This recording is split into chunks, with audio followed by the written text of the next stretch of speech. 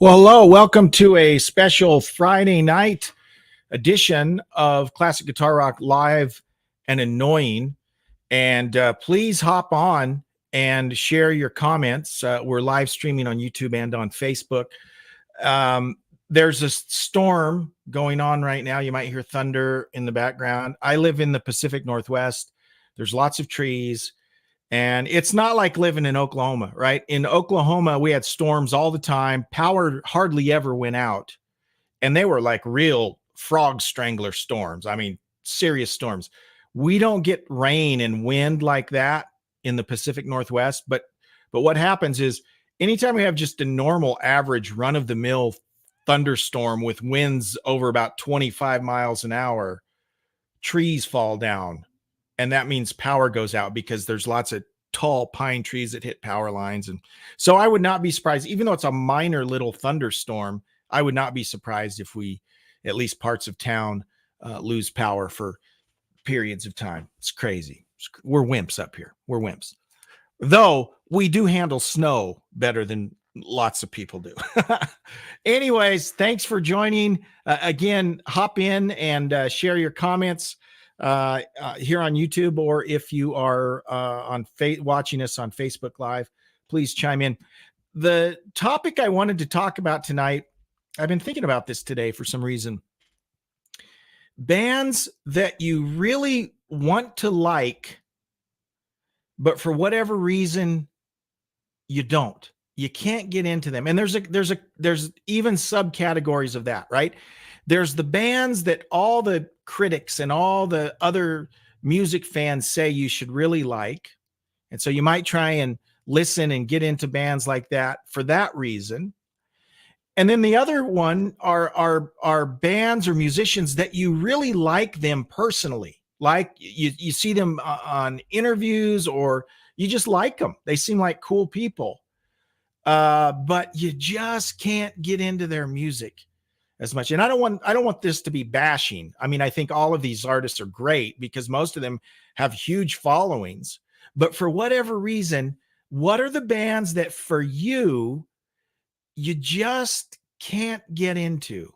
And so I want to start with some of the bands that have huge followings that you want to really like, but you just can't get into. And then there's even another category I'll throw in. In fact, I'm going to start with this category. These are bands that for years and years, people have said, well, these are the greatest bands ever.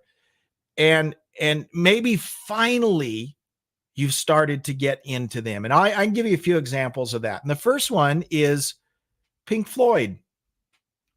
For years and years, you'd read about how great Pink Floyd was. I mean, they had an album that was on the charts for 741 consecutive weeks, plus some weeks after this. Something like Dark Side of the Moon was on the charts for like over 850 weeks, 741 weeks consecutively. Just ridiculous. Hugely important band, hugely popular band. For years and years, I tried so hard, but I just couldn't get into them.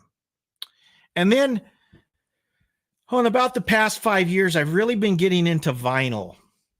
And again, right, when I was a kid, that's all we listened to was vinyl. But I got a nice turntable, bought some old stereo stuff, sounds good, and I've been pulling out my old records, buying new records. It's only been in about the last 5 years, and I think it's just because I've listened to them so much. I've grown to appreciate Pink Floyd a lot more. They're still not my favorite band. I do think David Gilmour is brilliant, phenomenal guitar player, very talented. But it's only been in the last 5 years that I've really started to get into them. The other band that falls into that category, again, I've tried for years to get into them, and only recently have I kind of started digging them. It's Led Zeppelin. Led Zeppelin's huge, right? Massively important. Everyone, considers him one of the top 4 bands of all time. And similarly, as I got into vinyl I had Led Zeppelin 4. I think that's the only Led Zeppelin album. No, I had 4, and I had Presence. I had a CD of Presence. Well, I've gone back in and I've kind of got their whole catalog on vinyl, and I've been listening to them on vinyl for the last 4 or 5 years, and I'm growing in my appreciation for Led Zeppelin. And I've always known that they were an important band and they were talented. I just couldn't get into them, right? Nothing against them. I've always loved like to watch documentaries about them. And it just, when it came to sitting down and listening to an entire Led Zeppelin album, it was hard for me to do that. Right. So those are the two big bands that you're supposed to like. Right. And I can say it took me a while to get to the party, but now I can say that these are bands that I do really like. Just took me a long time to get there. All right. So please share if you've got a band that fits into a category, you really like them, or you really want to like them, but when it comes down to it, you just don't like listening to them that much. It's hard for you to get into them. Share it in the comments. So now let's talk about the bands that, again, kind of like Led Zeppelin and Pink Floyd, the bands that everyone says you're supposed to like, and you want to like them, you want to be cool, right? But it's just hard for you to get into them. I'd love to hear your thoughts, and I'll start, right? I feel bad saying it. Blue Oyster Cult. Okay, some people, rabid Blue Oyster Cult fans. I mean, they have a very rabid following for sure. And Caviera, thank you for joining. Thank you so much for joining. But as I listen to Blue Oyster Cult, I own, I bought Secret Treaties. I have Agents of Fortune. I have, gosh, what else do I have? Oh, Fire of Unknown Origin. I think I've got some more that I'm not thinking of. So Secret of Treaties is, many people consider that one of their best albums. Agents of Fortune, considered a very good album. Fire of Unknown Origin. And guys, I don't dislike them. In fact, I have a Blue Oyster Cult playlist that I made on Spotify that's got about 20 songs. And there's a few songs that I love. I love Burning for You, right? I love Veteran of the Psychic Wars.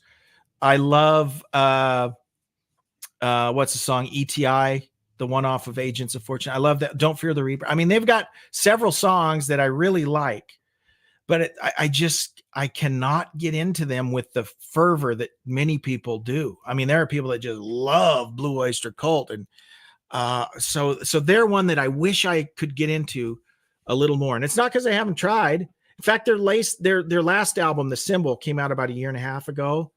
I did a review on it. I really liked that album. I thought it was great. It's one of my favorite Blue Oyster Cult albums, but it's just, their albums to me there'll be one or two songs that I like, but I just can't get into them. And I want to, because what I've read, they seem like a cool band. There's some interesting characters, interesting history. I just can't get into them. Here's another one.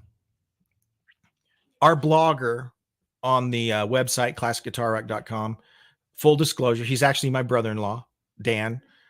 And he's only put up like one. We're planning to have a lot more posts up over the next few weeks. We're trying to tweak some things on the website, but he's a very knowledgeable, pretty deep knowledge of music. And from the time that he and I met, I got married in 91. So he's my wife's brother. Got married in 91. So I met him in 89, 90. I've known him a long time. He's always been a huge Springsteen fan. And he even bought me one Christmas. Remember back in the early 90s or late 80s, probably 90, it's probably 1990, when the Bruce Springsteen and the E Street Band 5 Sides Live. Remember that big box set, huge live album? It was a massive album, sold millions, great live album. He bought that for me for Christmas. And Dan, I hope you're not watching. I listened to it one time all the way through. And, you know, I've listened to Nebraska, the album Nebraska, Darkness on the Edge of Town, Born in the USA, of course. The River. I mean, I've given most of his albums a spin. Few songs of his I like. To be honest, I kind of like the more commercially songs. I love I'm on Fire. I don't know if diehard Springsteen fans like that song, but I love that one song. He's got 2 or 3 songs that I really like. When I hear those songs, I'm like, oh, I love this song. But for the most part, I just can't get into him. Can't get into him.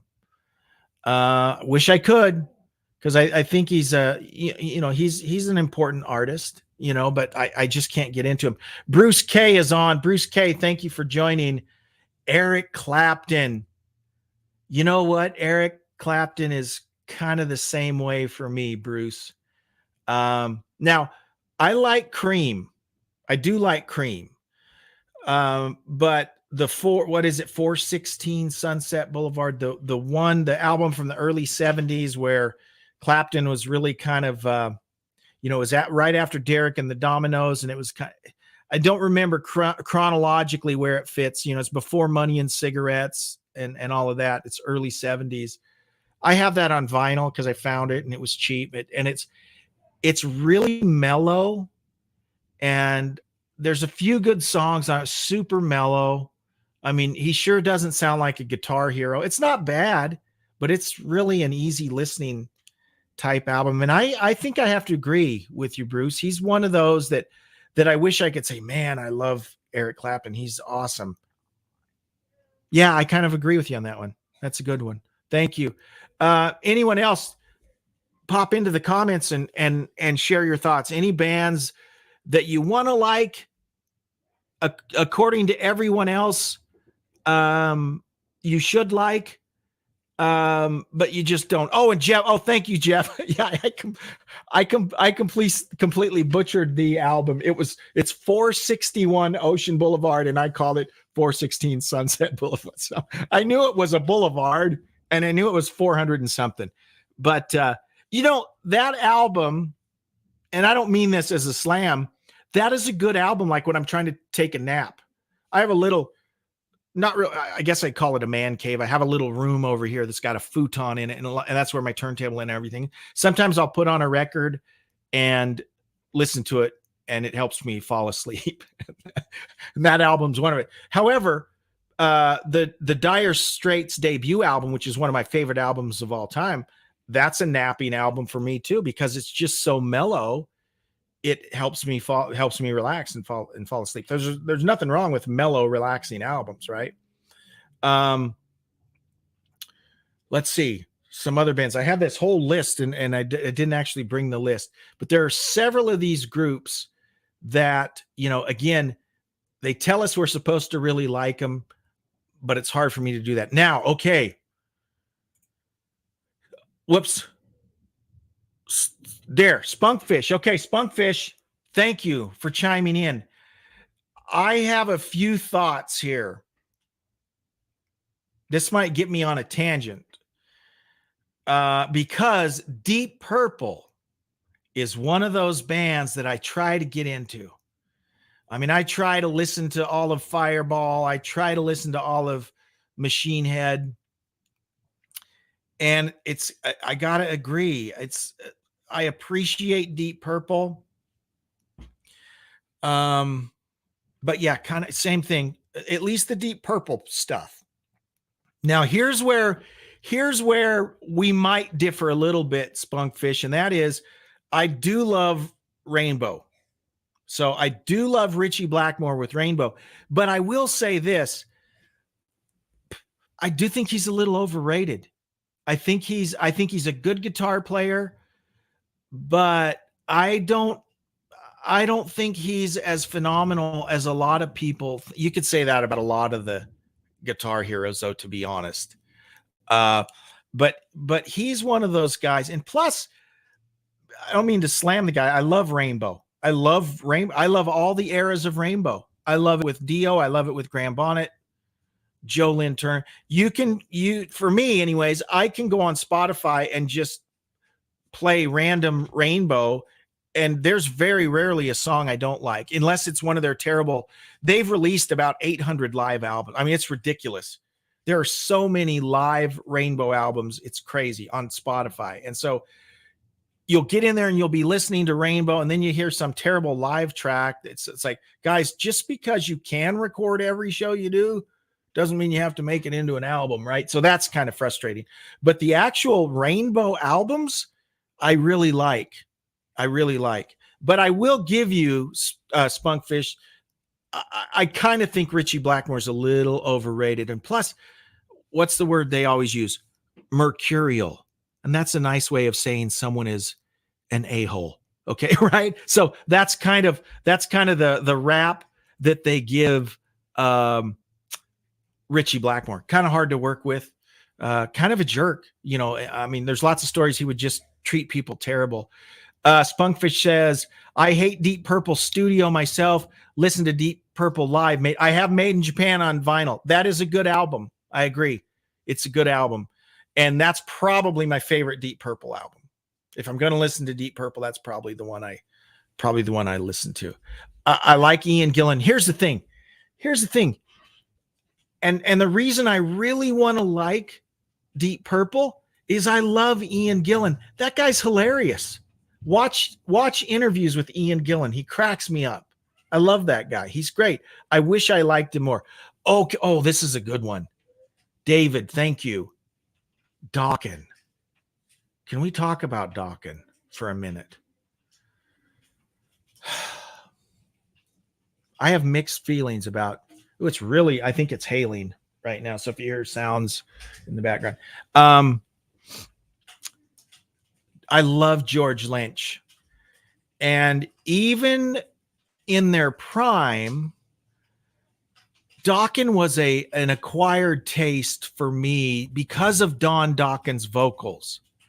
His vocals, you know, in fact, we used to always joke that Don Dokken and Donny Osmond were the same person because you never saw them together, right? And and what I mean by that is Don's vocals are so clean, and what's the word I can use? He doesn't sound like a rock singer. He had a very soft, clean, poppy Donny Osmond sound with heavy guitars, and it would kind of had to grow on you. And they had some good songs, but yeah, and this might or might not be the reason, David, that they're one of yours, but I hate to say it, but Don cannot sing anymore, and he keeps singing, and it's kind of sad when you actually see a live performance from the last 5 years or so. He had cancer. Nothing against the guy. I've seen interviews with him, and I like him. And one of the things I liked about Dokken, or about Don Dokken, is he's completely honest about it. He was on Eddie Trunk, and he said, hey, the reason this is about 3 years ago when they did that, when they got back together and did that little mini Japanese tour. He says, hey, I'm not going to lie. I'm doing it for the money. Dokken still has a huge following in Japan. They played a few shows, warm-up shows, like in South Dakota at a big casino or something. Then they went over and played several shows in Japan, and they love him in Japan. And Don flat out said, I'm doing it for the money. You know, I need the money. So on the one hand, I appreciate his honesty about that, but man, it is painful to see them.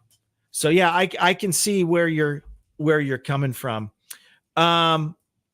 Okay, so Dwayne Tom Schultz. That's an interesting one. And Dwayne, tell me what it is about Tom, because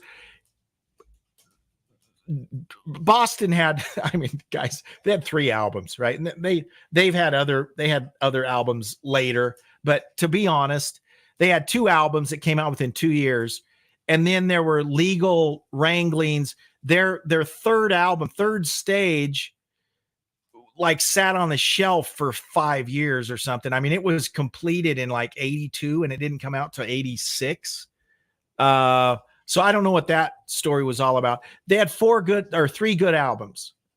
And you know, they're like the Cars, you know, there's a Boston greatest hits album. Can you believe that? And the joke, just like they used to say about the Cars, oh, the Boston greatest hits album, they're just going to release their first album, huh? Because that's pretty much, I mean, the every single song on their first album gets played on classic rock radio. Second album, about half of the songs get played on classic rock radio. And then what do you get from the third album? Amanda, Cool the Engines. I don't know. There might be 3 songs off of there that get played. But what is it about Tom Schultz, Dwayne, that drives you crazy? I love the first 3 Boston albums personally. Some people just are burned out on them because they get played so much. Yeah, so I can see that. I can totally see that. So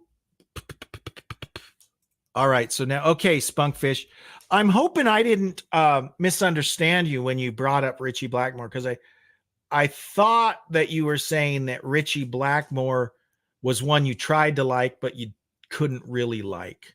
So if I got that wrong, set me straight, because when I see this post, it makes me think that Richie's like maybe your favorite guy. Because Michael Schenker is probably my favorite guitar player. I love Michael Schenker.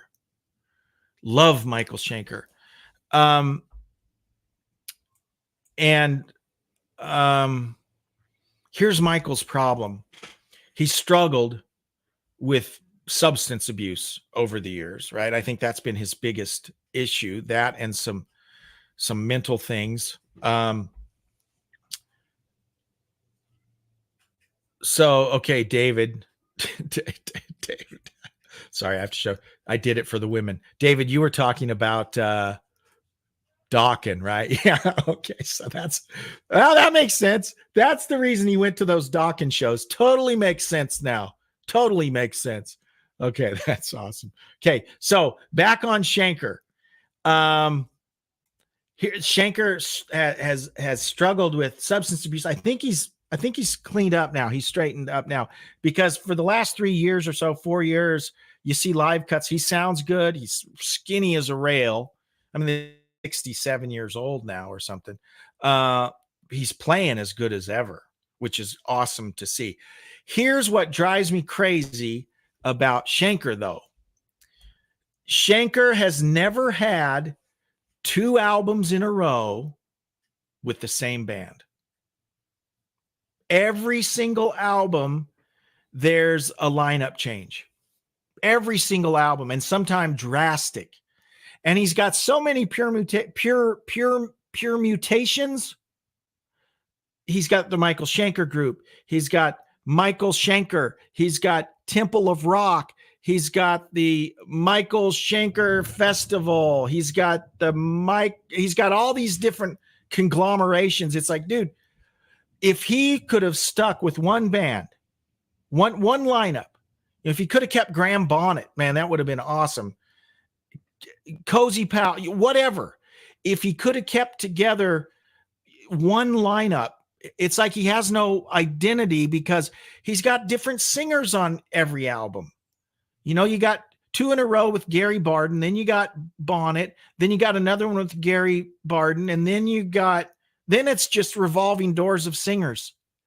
And it's really hard for him to get any traction, which is a shame, because Schenker is incredible.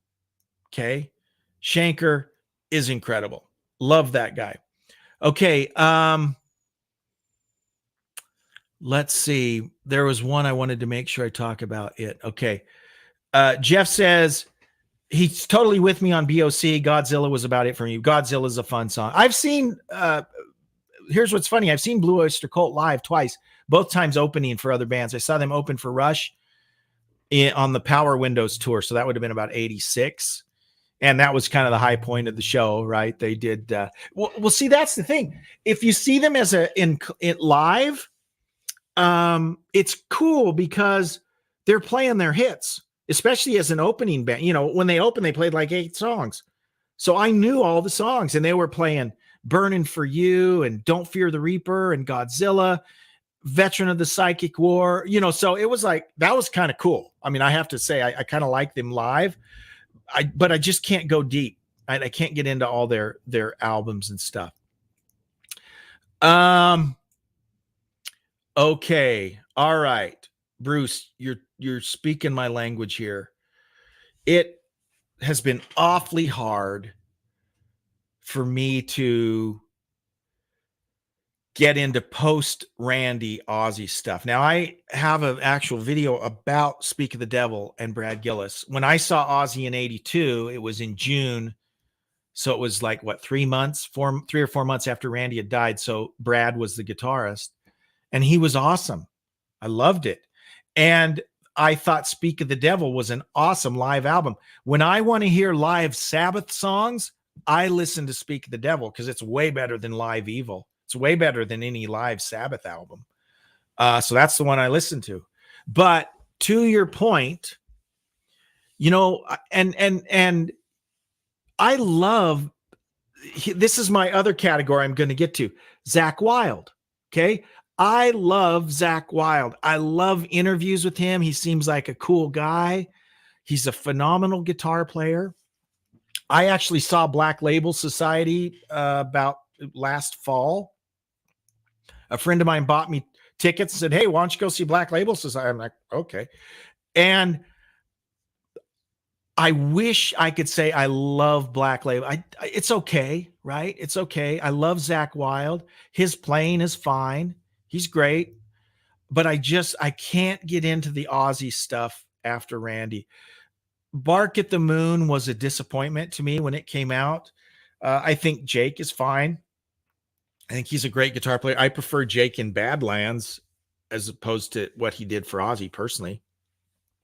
Ultimate Sin, I think, is probably better than Bark at the Moon. But again, it lost the magic after Randy was gone. So I agree. I agree with you on that. Jeff, okay, yeah. So UFO might be, it might change. Today I might tell you UFO is my favorite band. Tomorrow I might tell you Rush. Next week it might be ZZ Top. But UFO and MSG for that matter all orbit around my top 5. Okay? I love UFO. And if you haven't listened to Strangers in the Night, I think that's the greatest live album ever made. I think Strangers in the Night is the best live album ever made. And you can debate how live it is. you can do that with any live album. But yeah, that's great. Okay, so this is interesting, Spunkfish. This is a very good point. Styx is one of my favorites. And if you ever have a chance to see Styx live, Spunkfish, have you ever seen them live? If you ever have a chance to see them live, see them.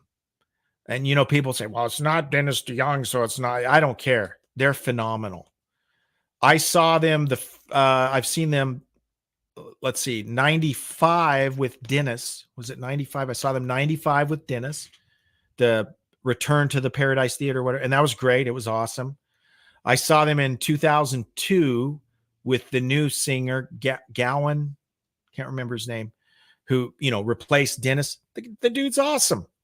Anyways, and they still sound phenomenal. I haven't seen them live, but I've seen them on YouTube live from just the last year or two, and they still sound great. I love Styx, always have. Kansas, I want to like them. I do, and I do like them, but I can't get into them as much as Styx. I for some reason I just like Styx a lot better, and that doesn't mean Kansas doesn't have some great songs. They have some phenomenal songs, but they're another one of those bands that again, when you see interviews with the various characters, I like them. You know, I know that Steve Walsh had some issues. I should know this. Is he still alive? Is Steve Walsh still alive? I think he is, but I think he had to stop performing for health reasons or whatever. But man, in their day, they were really good. They were really good. And I wish I could have gotten into them more. I just couldn't.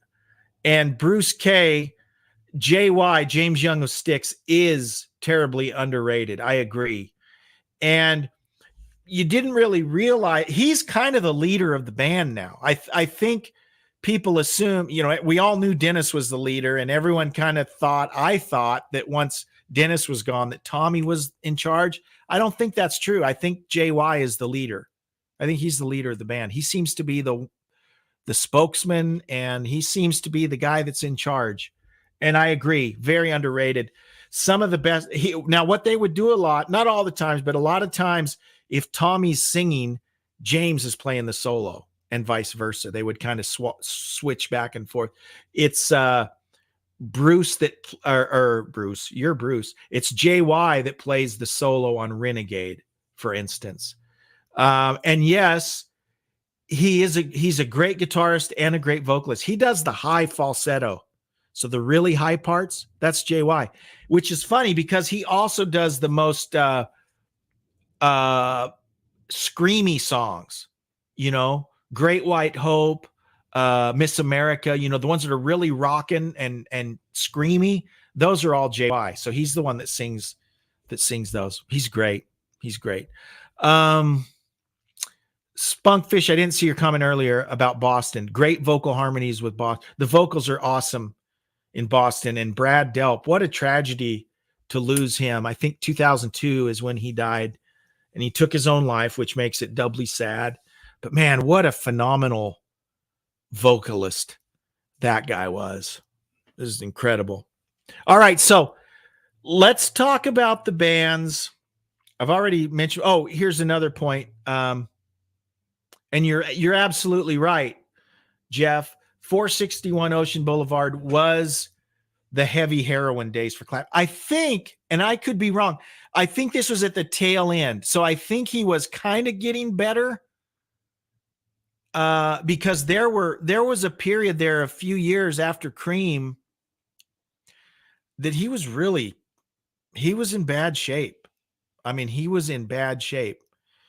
And there was one interview where I can't remember the names, but he talks about how there were people around him that their job was just to keep him alive. That he was in such bad shape that he was just, I mean, it was bad. And I think this album is just as he was coming out of that heroin-induced fog, if I'm remembering my history correctly. So Spunkfish says, put me on the early days, JY. Put me on the early. I don't know exactly what you mean, because I will say this. In fact, it's funny you say that. Just about a week ago, I was listening to Styx 2, their second album, and JY was a much more prominent vocalist in the early days. He sang a lot more songs before Tommy, which makes, Tommy's a great vocalist. So obviously when he came in, Tommy would be singing more, but you used to hear more JY vocal songs than you did after Tommy came. So, okay, here's what I want to talk about now, because I got a number of these people. I mentioned Zack Wilde, but I've got a number of artists that I really like. When I see I'll always stop and watch an interview just because I like them. They're a good interview. They're always interesting, but I just can't get into their music. And one of the main ones, maybe at the top of the list of the guys I really like, Spunkfish, hang on here. Crystal Ball. Crystal Ball is an awesome song. And I believe, Spunkfish, correct me if I'm wrong, Crystal Ball, that's the first album with Tommy. Am I right? Was Crystal Ball before or after Equinox? I can't remember. But yeah, I love the song and the album, Crystal Ball. Great. Okay, so top of my list for artists that I really like them as a person, but it's hard for me to get into, Alice Cooper. I love Alice Cooper. I think he's awesome. He's a phenomenal dude, does a lot of great stuff, super into charity, and just a down-to-earth guy. which is funny, you know, based on his persona in the 70s, but he's just a genuine. He and Glenn Campbell, this is so funny. He and Glenn Campbell were like best friends. They played golf together all the time. They both live in Phoenix, right? That I would just love to be on a golf course, play around with Glenn Campbell and Alice Cooper. What would that be like? That would be phenomenal. But I just can't get into his music. You know, school's out. Yeah, I 18. It's not bad. I just can't get into it. Never been able to get into his music, but I love him. I love Alice Cooper. He seems like a really cool guy.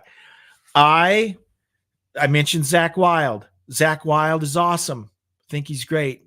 Again, just can't get into his music. Here's the thing.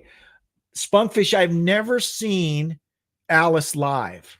Okay, now, because from all accounts, and even the clips I've seen, he's always got a phenomenal band, and people love to play with Alice Cooper. You know, there's something about the guy. He's all of these guitar players that will come through and play. I can't remember her name. The girl that plays with him. She's really good. I can't remember her name. She plays with Alice right now.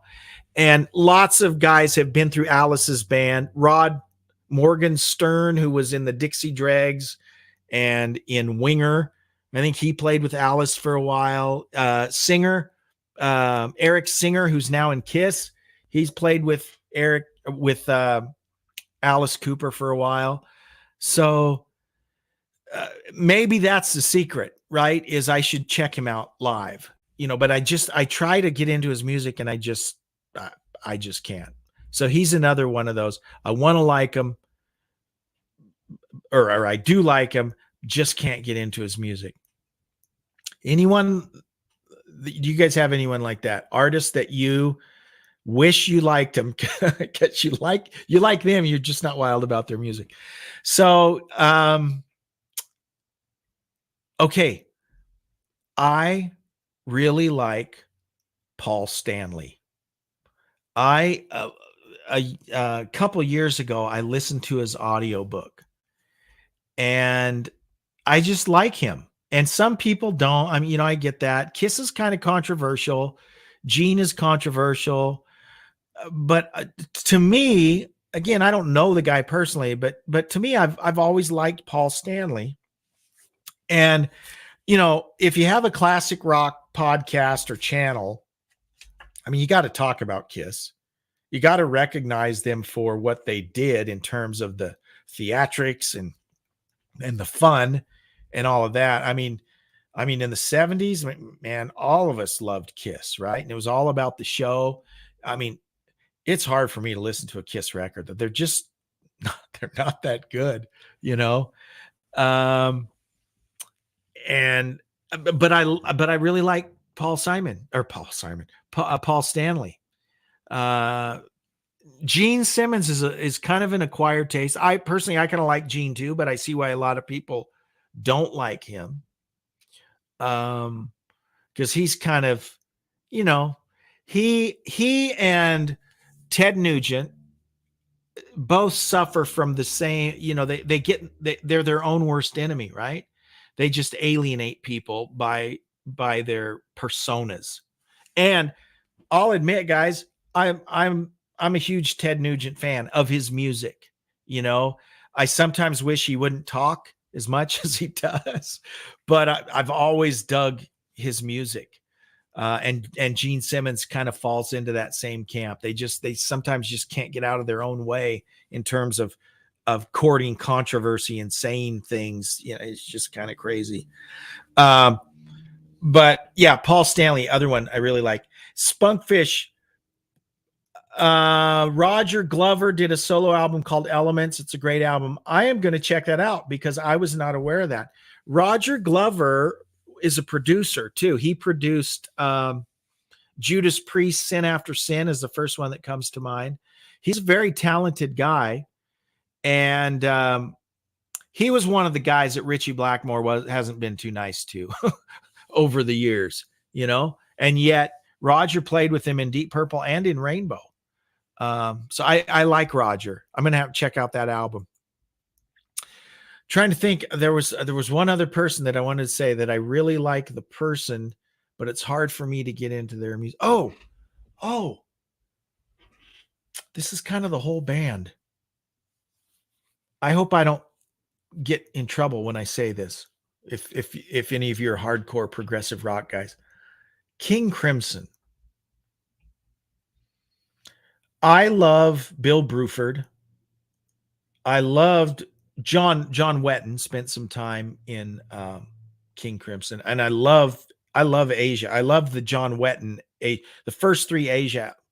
Let me rephrase it. The first two Asia albums I really like, and then there's some later Asia albums when John came back that I really like. I like Robert Fripp. Fascinating to hear the interviews from all these monster players that were in King Crimson, but I cannot listen to King Crimson, guys.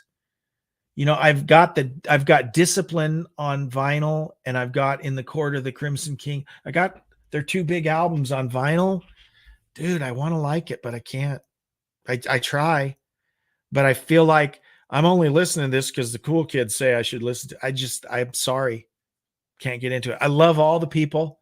I know they're all just monster players. Can't get into it. Can't do it.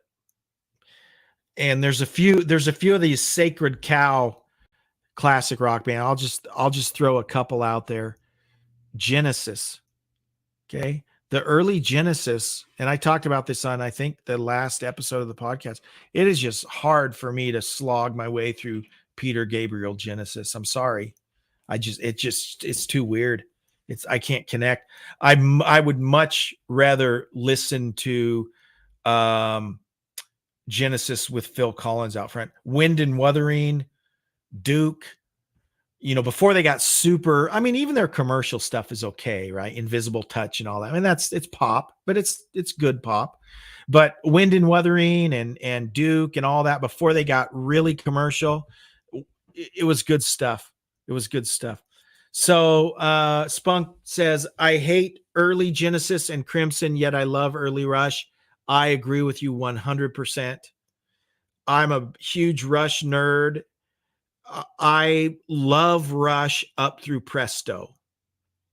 Doesn't mean I hate the stuff after Presto, but I didn't leave Rush. They kind of left me, right? But up through Presto, I love the early Rush. I love it. I love the first album. I love Caress of Steel. I love Fly By Night. 2112, maybe my favorite album of all time. So yeah, I'm right with you. I'm right with you on that. Okay, Bruce, back on Kiss. This is great. Bruce, the first time I met Ace Frehley, I was like, hey, Ace. And he replied, get the F away from me. Oh, man, that's hilarious. Oh, you know what? That could be a whole nother topic. How it went when you met some of these famous people. I got a few stories that I could share. I'm going to share one. So back in the, mid 90s, I worked at an oldies station, and there was an oldies concert at the fair. We had, Peter Noon. Remember Peter Noon of Herman's Hermits? Peter Noon was there, and just a bunch of oldies. I think Mark Lindsay of Paul Revere and the Raiders was there, so this is, we played this stuff at the oldies station. So anyways, I was only 25 at the time or something, 26. I was a young guy working at the oldies station. We wore these cool Letterman jackets, with the logo on them. It was pretty cool. So I'm emceeing this concert at the fairgrounds, and there's there's probably 5,000 people in the stand. So it's kind of a big deal. I don't haven't emceed big concerts like that. And so I had a job. I had to announce Peter Noon was headlining, and I had to announce, introduce him and do all this. And so I wasn't that worried about it until I met the guy. I had to go into the little RV, and he had this whole litany of instructions for me, and he was not friendly. He wasn't pleasant. He's like, make sure you say this, make sure you say this, do not mention this, blah, blah, blah. I mean, I had this whole, I'm like, oh crap. And so I'm like, wow. And he was kind of a jerk. And so I go out and introduce him and, get out of the way. And, and then I had instructions what I was supposed to say at the end, right? When it's over, here's what you're supposed to say. And then we'll come out and we'll do a final encore, blah, blah, blah. I mean, it was very, very specific about what I was supposed to do. And so they played their set. I come out and I'm like, yeah, let's hear it for Peter Noon and Herman's Hermits. Yeah. And I say my little spiel, and then they kick into their last song, and he comes out and he grabs me and starts dancing with me. And like, he's like dancing around like we're best friends, and he's laughing and he's slapping me on the back and gives me a big hug like we're the best friends. And I leave, and I was like, that was really weird, because the guy was like a total jerk. But at the end, he's like hugging me and everything. It was weird.